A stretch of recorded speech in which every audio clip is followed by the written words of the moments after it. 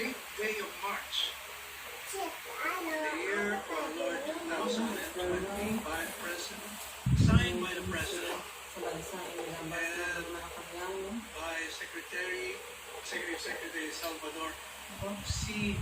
Medial. Now, in connection with this proclamation, may we request and urge all media outlets to kindly publish all the statements made by Secretary Duque and all the bulletins issued by it, so that our countrymen will know how to react on the present crisis. All media outlets, which means all television stations, radio stations, and newspapers. I'm ready for any question. Thank you, Attorney Panelo. NPC question. Jinky. Hi, sir. Yes. Sir, sabi mo until further notice. I mean, Magbabalik pa po ang balita.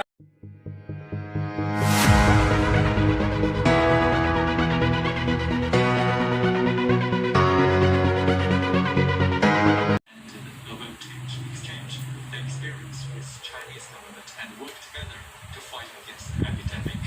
And another question is the number of the confirmed cases in China is declining now. So will the Philippine government consider to release the travel ban to China? To what? To release the travel ban. All these things will have to depend on the recommendation of the Department of Health. The President will decide on the basis of the recommendation by the Department of Health as well as the World Health Organization. The Chinese government and the Philippines are coordinating with respect to containing the virus, and for that matter, all governments, because this requires cooperation of all countries in the world. Follow. Severina, are you through? Severina Pia. Mike, please. sir, with this proclamation, do you have any idea how much budget could the government or the various agencies could immediately tap to address this problem? I really do not know. We have to ask the Secretary of Health. How, Did you ask him that? Should have asked him earlier.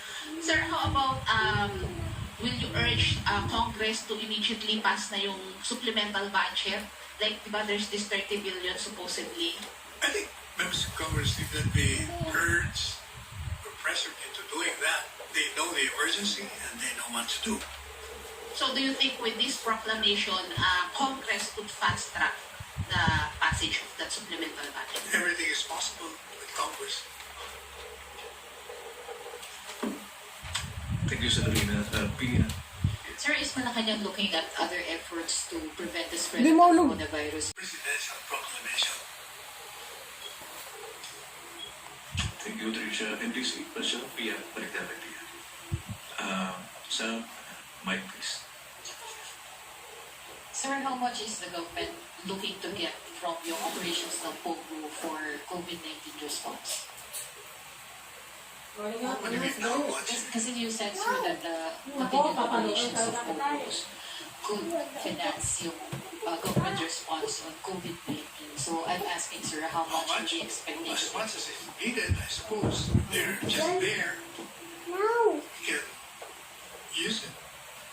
Incidentally, I heard Congressman Salceda saying that it's not even 17 billion, it's 22 billion pesos. Because he's the chairman of the committee on finance. So are we looking to get at least half of that, sir? Paano, sir, yung parang breakdown, how are we going to spend yung Sabi na sandali na, dali na.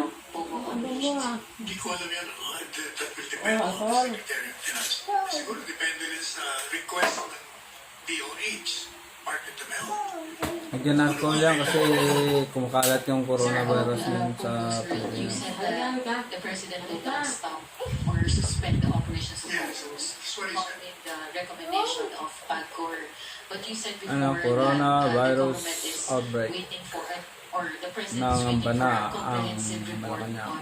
on all the issues Na that mag-ingat, was involved maglinis yung ng focus. Did the ating president mga consult with other katawan? agencies as well to get parang a better view or yung tungkol dito sa issue ng mga pupus? Apparently, he has enough basis to say not to stop or suspend, Ang sabi ko yung book niya na, basa ko apart yung from ano ko. PAGCOR's recommendation or report.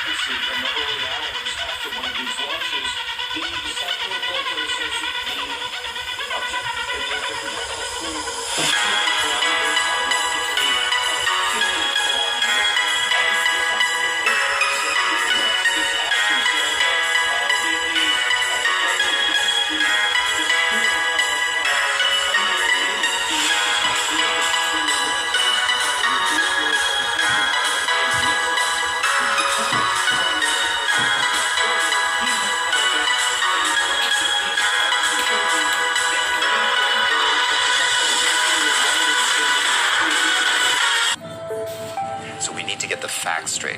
How does this virus work? How does it transmit? Where does it want to go? And let's protect ourselves. I'm Dr. Peter Lin. I'm a family physician in Toronto, Canada. The coronavirus is a family of viruses that can cause as mild things as just a common cold, all the way up to SARS or MERS. These are these bad pneumonias that we're talking about. And basically what these viruses are, they look like a tennis ball with all these spikes sticking out of it. And depending on the type of spike, it allows that virus to attach to certain places. So some viruses, they have the spike that attaches to your nose. So basically you just get a common cold. But the SARS virus and this new virus that we're talking about has the spike that allows it to attach to the cells in your lung. And when it attaches there, it puts in information to make photocopies of itself. So it uses our equipment to make more viruses. I'm declaring a public health emergency of international concern over the global outbreak of novel coronavirus. Most of the coronaviruses live in animals. In this particular case, it was from Wuhan. There was a fish market where they were selling live animals. And the thought is that the virus was in a live animal, then it crossed into a human. But then what we found was that people were getting sick in terms of healthcare workers, in terms of family members that were looking after them, which now meant that the virus can pass from human to another human.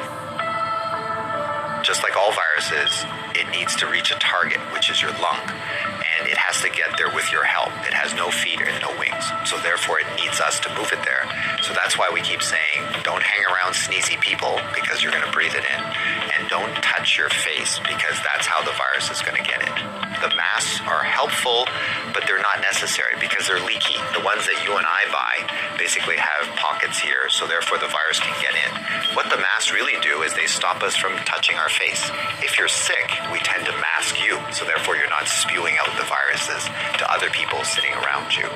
The true people that have the real masks are the N95. Those are sealed. These are for the doctors that may be caring for the patients. So in the beginning, the coronavirus will cause kind of like flu-like symptoms or a cold. So people just get the stuffy nose, that kind of thing. But you'll understand that as soon as that virus starts manufacturing in your lung cells, they're producing all these copies of the virus, all of a sudden now you kill the lung cells. So now you can't exchange oxygen. And that's why one of the early symptoms is people get very short of breath and they tend to have a difficult time breathing, and that's why they end up in hospital. So currently, unfortunately, we don't have a direct treatment for the coronavirus. So we don't have a medication that can kill it off. And so it's really supportive. So in other words, the patient can't breathe, we give them oxygen, help them to breathe. They can't drink, so therefore we give them fluids to support them. Their kidneys begin to shut down, we help them with all those things. So it's a very supportive process. This is a new virus that we've never seen before. So our immune system, our army, are having a hard time figuring out what to do. So usually what we have to do is we make something called antibodies. So these are things that can grab onto the spikes that we see on the virus, and it'll get rid of the virus for you, and that will actually bring you back to good health. So therefore the elderly may have a worse outcome. And of course the young children, so the babies, their immune system is not so good either, so they may not make those antibodies as well. So just remember, your hands may be with virus.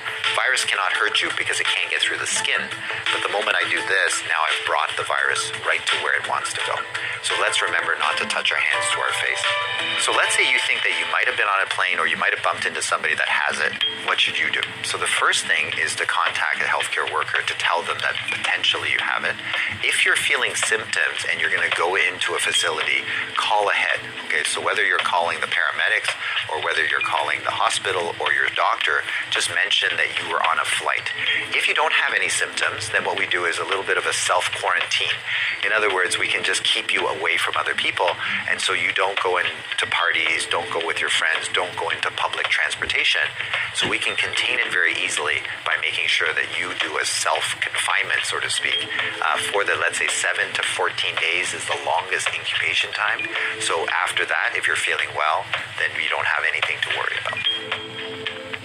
So if we get the facts right, then we don't have to be overly worried, but we do the right things so that we don't get the virus ourselves and that we don't pass it on to others. And if we look after each other in this way, this virus will have nowhere to go. It needs us to move it. It needs us to make copies for it. And if we don't help it, then the virus will stop. So we have the power to do that right now.